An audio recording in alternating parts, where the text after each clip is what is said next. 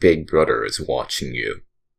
This is a quote that is quite recognizable and can be seen or referenced in many forms of media today, and it stems from my book that I read from my book talk, and that book is 1984.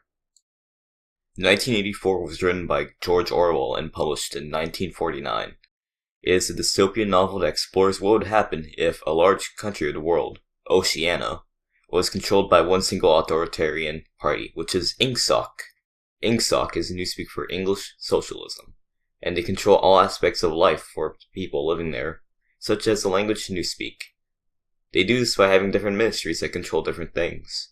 These ministries are the Ministry of Peace, or Minipax, that controls military and war with other superstates Eurasia and Eastasia. The Ministry of Plenty, or Miniplenty, controls the economy and rationing. The Ministry of Truth, or Mini-Truth, controls information, makes propaganda, and is where the main character, Winston Smith, works. And finally, the Ministry of Love, or Mini-Love, which enforces loyalty to Big Brother for the party members. But there is also a social hierarchy that is pivotal to the plot. At the bottom resides the proles, the working class who perform all the manual labor like farming, and they make up 85% of the population. They are not educated and therefore not constantly monitored due to them being not dangerous.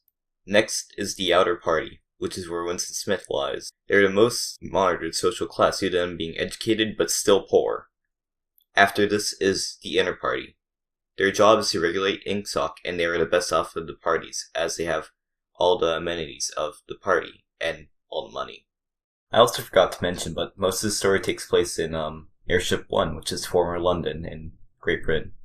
So that basically covers all the background information that you will need for this story. So let's get into the main characters, of which there are 3. First, being the protagonist, Winston Smith, works for the Ministry of Truth, and is basically a blank slate for which the reader can identify with. Winston faces a man versus society situation where it's him versus INGSOC. He doesn't do this alone, as he defies it with another character who's a deuteragonist.